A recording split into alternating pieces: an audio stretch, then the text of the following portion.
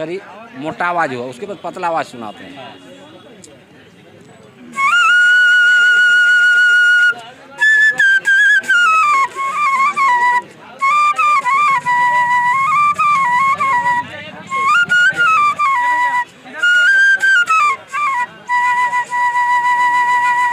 में अभी 2 ही पोस्ट है, लेकिन वहाँ पर हम लोग अभी 8-9 अमीन है ना। तो यही अभी जितना अभी देखिए फ्लाईओवर बन रहा है, रिंग रोड का काम चल रहा है, 4 लाइनिंग का काम हो रहा है, इस अतिक्रमण का काम हो रहा है, या कहीं पर हाई कोर्ट का वगैरह ज़मीन का मामला हो गया है, तो हम लोग क्या करते हैं, उस पर हम लोग जा कर के नापी जोखी करते हैं और रिपोर्ट वगैरह देते हैं सही तरीक़े से। और रह गया सर्वे का काम, सर्वे तो 1932 में जो हम लोग का अभी RS सर्वे चल रहा है और MS चल रहा है म्युनिसिपल सर्वे में 1928 का। उसके बाद को जो ही नक्शा चल रहा है वो नक्शा इतना कहीं जेरोक्स हो गया है, कहीं टूटे फूटे हालत में है, सही नक्शा नहीं होने के कारण भी नापी में दिक्कत होती है।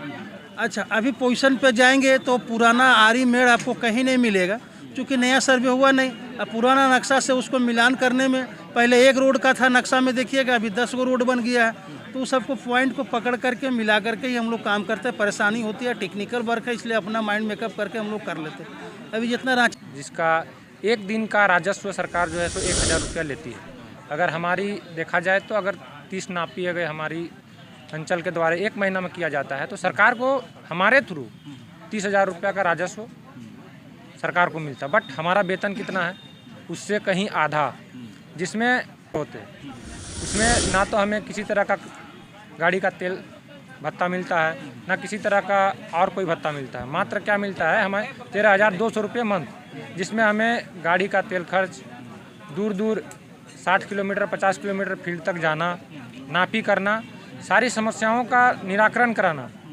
अमीन ही एक ऐसा पोस्ट है, अमीन ही एक ऐसे लोग हैं जो कि अंचल में राजस्व को लेकर के 90% से अधिक विवादों का निपटारा जो है सो वो ज़मीन पे धरातल पे ही करते हैं।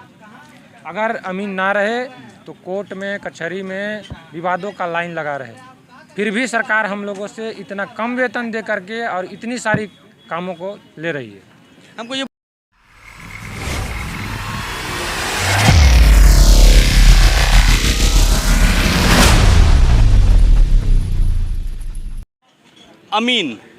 अमीन का मतलब सॉल्यूशन होता है। कहा जाता है अगर मान लीजिए बहुत तरह की किसी को समस्याएं हैं तो अमीन एक वैसे रूप में गिनती आते हैं जो कि इस समस्या का समाधान करते हैं। देखा जाता है कि अमीन जो है कि ज़मीन से संबंधित जिस प्रकार की है, जैसे खतियान हो गया, रसीद हो गया, ज़मीन का नक्शा हो गया आदि, इस जितनी प्रकार की जो समस्याएं होते हैं उसका समस्या का समाधान कहा जाता है। और वर्तमान में देखा जाता है कि अमीन एक ऐसा चीज़ है जो ज़मीन से संबंधित जितने भी विवाद होते हैं उसको ज़मीन का समस्या का समाधान अमीन ही करते हैं। इन सबों के बीच में अभी देखा जा रहा है जो लोगों के समस्या का समाधान करते हैं, आज वो खुद ही समस्या में है। इनकी क्या समस्या है मैं बताता हूँ। इनकी समस्या ये है कि ये अमीन है और ये आउटसोर्सिंग के माध्यम से हर अंचल में एक अमीन के रूप में नियुक्त हुए हैं, एक ये कॉन्ट्रैक्ट बेसिस पर। इनका कॉन्ट्रैक्ट किसी कंपनी के साथ हुआ है और उस कंपनी का गवर्नमेंट के साथ कॉन्ट्रैक्ट हुआ है। आइए इनसे बात करते हैं कि क्या कॉन्ट्रैक्ट है, क्या कहा गया है, इनके वेतनमान कितना है। लगभग इनका 22,000 के आसपास में वहाँ वेतन लिखा हुआ है और अभी इनको कट छट के जो है वो लगभग में 13,000 के आसपास में इनको वेतन मिलता है। इनसे जानते हैं कि क्या है असली मामला। अपना परिचय बताइए सर। नमस्कार, मेरा नाम डोमो नहिर है, गांव कोडरूडी, पोस्ट नवाडी, थाना बुंडू, जिला रांची, झारखंड का निवासी हूं। सोनाहातू अंचल का अमीन हूं। आप एक अमीन के साथ साथ मैं देख रहा था कि कलाकार में बहुत अच्छा बांसुरी भी बजाते हैं। पहले जो आपकी समस्या है उसको तो सुनेंगे ही हम। पहले आप एक बांसुरी मतलब अपने कलाकारिता के बारे में थोड़ा बताइए। सर ये बांसुरी है, इसमें 7 गो छेद होता है, इधर पतला निकलता है, उसके बाद फिर पतला इधर मोटा होते जाता है। तो इसमें धुन बजता है, राग बजता है, आवाज़ निकलती है, मन को मोह लेते हैं। जैसे द्वापर युग में कृष्ण भगवान सरस्वती माँ से आदेश लिए और बांसुरी बजाए तो पूरा उनमें जीव जंतु जितने भी है, गोपिन हैं जितने हैं, सबको मोहित किए हैं। तो इसमें मोह लेने वाला, दिल को मोह लेने वाला बांसुरी बजा के सुना दीजिए। कौन धुन नागपुरी सुनाएंगे? कोई भी नागपुरी गुण सुना दीजिए। अभी होला।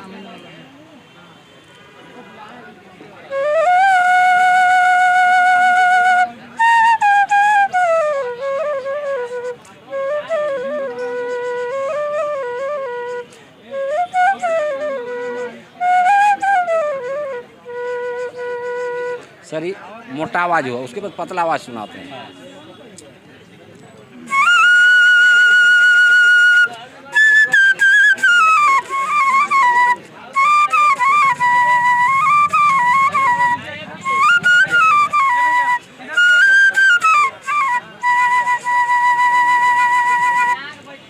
कहा जाता है संगीत ही जीवन है, संगीत जिसके जीवन में है उसका जीवन जो है कि बहुत अच्छा होता है। अब इसके दूसरी तरफ कॉम्बिनेशन ऑफ कंट्राडिक्शन ये देखा जाए कि एक अमीन है, आप बहुत सारे लोगों की समस्या का समाधान करते हैं ज़मीन जगह से लेकर के, आज आप खुद ही समस्या में है, इसको क्या कहना चाहेंगे आप?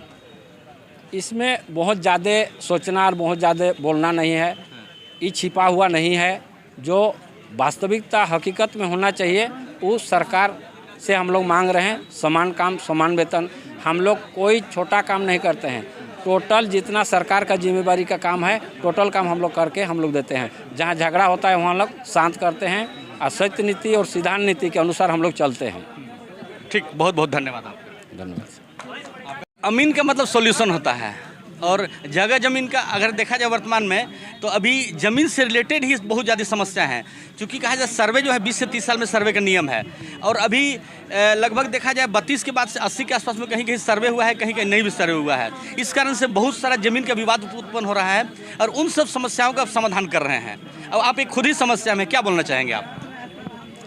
समस्या का समाधान निकालने के लिए अमीन है। जितना भी ज़मीन का जो नापी है या झगड़ा झंझट है, भाइयों लोग में कहीं विवाद है, इस सारा सलूशन अमीन ही निकालता है। और अभी अमीन के साथ में समस्या ये है कि जहां हम लोग काम करते हैं, और जितना भी हमारे जिला से भी आए हुए हैं, हम भी रांची जिला से हैं, भूअर्जन विभाग में कार्यरत है, और 15 साल लगभग मेरा काम करते हुए हो गया। अभी तो समान काम समान वेतन भी नहीं मिल पा रहा है।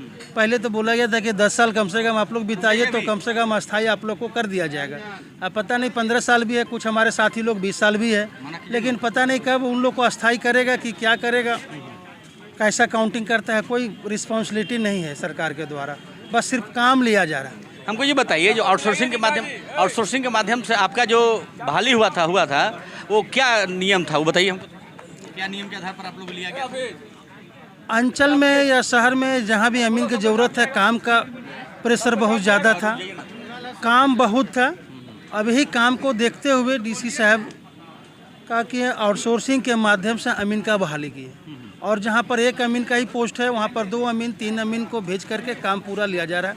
हम लोग का जैसे भूअर्जन में अभी 2 ही पोस्ट है, लेकिन वहाँ पर हम लोग अभी 8-9 अमीन है ना। तो यही अभी जितना भी देखिए फ्लाईओवर बन रहा है, रिंग रोड का काम चल रहा है, 4 लाइनिंग का काम हो रहा है, इस अतिक्रमण का काम हो रहा है, या कहीं पर हाई कोर्ट का वगैरह ज़मीन का मामला हो गया है, तो हम लोग क्या करते हैं, उस पर हम लोग जा कर के नापी जोखी करते हैं और रिपोर्ट वगैरह देते हैं सही तरीक़ा से। और रह गया सर्वे का काम, सर्वे तो 1932 में जो हम लोग का अभी RS सर्वे चल रहा है और MS चल रहा है म्युनिसिपल सर्वे में 1928 का, उसके बाद को जो ही नक्शा चल रहा है वो नक्शा इतना कहीं जेरोक्स हो गया है, कहीं टूटे फूटे हालत में है, सही नक्शा नहीं होने के कारण भी नापी में दिक्कत होती है। अच्छा, अभी पोजीशन पे जाएंगे तो पुराना आरी मेड़ आपको कहीं नहीं मिलेगा, क्योंकि नया सर्वे हुआ नहीं। अब पुराना नक्शा से उसको मिलान करने में पहले 1 रोड का था नक्शा में, देखिएगा अभी 10 गो रोड बन गया है, तो उस सबको पॉइंट को पकड़ करके मिला करके ही हम लोग काम करते हैं। परेशानी होती है, टेक्निकल वर्क है, इसलिए अपना माइंड मेकअप करके हम लोग कर लेते हैं। अभी जितना रांची जिला में देखिए फ्लाईओवर का काम चल रहा है, उस सब काम को हम देखें, रातू रोड फ्लाईओवर हो, चाहे मेकन चौक से सिरम टोली चौक का हो, या कांटा टोली हो, या आउटर रिंग रोड का जितना भी आपके रांची टाटा मार्ग हो गया, जो अभी देखते हैं 4 लाइन सब बन गया। सब में हम लोग जहाँ सुबह निकलते थे तो शाम तक नापी करके पिलरिंग का काम करते थे, जगह को चिन्हित करते थे, रैयत से भी उलझते थे कि कैसे काम कर रहे हो, यहाँ तक मेरा ज़मीन है, यहाँ तक नहीं आएगा, लेकिन उसको भी बताते थे कि भाई नक्शा में देखिए यहाँ तक एक्वायर है, एक्वायर होने के बाद गवर्नमेंट जितना ले रही है उतना आपको छोड़ना पड़ेगा, या तो आप स्वेच्छा से छोड़े, या नहीं तो आप पर रिपोर्ट करेंगे, फिर प्रशासन आकर के तोड़वाएगी, क्योंकि विकास का काम है, एक आदमी का है नहीं, सार्वजनिक है, तो सभी का हित के लिए चीज़ है। तो हम लोग भी विवाद को समेलते हुए समझिए काम किए। अंत में अपना परिचय बताइए। मेरा नाम तपेश्वर साहू, जिला भूअर्जन कार्यालय में मैं अमीन हूँ, ऐसे रहने वाला मैं ओरमांझी का हूँ। बात करने के लिए बहुत बहुत धन्यवाद सर। आपको भी धन्यवाद, आप लोगों ने हमारा बात को सुने और इतना अच्छा लगा आपसे मिल करके। आप मेरा बात को पहुँचाइए, हम लोग भी सपोर्ट करेंगे आपका। धन्यवाद। यहाँ तक मुझे जानकारी है आपका नाम विक्रम सहदेव है, और एक बहुत कम उम्र में और समय से पहले 18 साल से पहले आपने अमानत सीख लिया था और अभी जहाँ तक मुझे जानकारी है आप एक नामी गिरामी अमीन के रूप में डिजिटली कहा जाए कि बहुत अच्छे जानकार भी हो गए हैं। एक बाकी लोगों को तो मैं नहीं जानता हूँ, आपको मैं पर्सनली जानता हूँ। तो ये एक समस्या का समाधान करने में बहुत आगे हैं। आज आप खुद ही समस्या में हैं, क्या कहना चाहेंगे इस पर आप? जी, पहले तो आपको आने के लिए, अपना समय देने के लिए बहुत बहुत धन्यवाद। मैं कहना चाहूँगा कि आज हम लोगों ने अमीन संघ के द्वारा कुछ मांगे रखी हैं, जिसमें कि हम लोगों को समान काम के बदले समान वेतन, हमें नॉन टेक्निकल की श्रेणी में हटाकर टेक्निकल की श्रेणी में डालने के लिए और आउटसोर्सिंग से मुक्त करके सरकार अपने तर्ज पर हमें वेतन दे।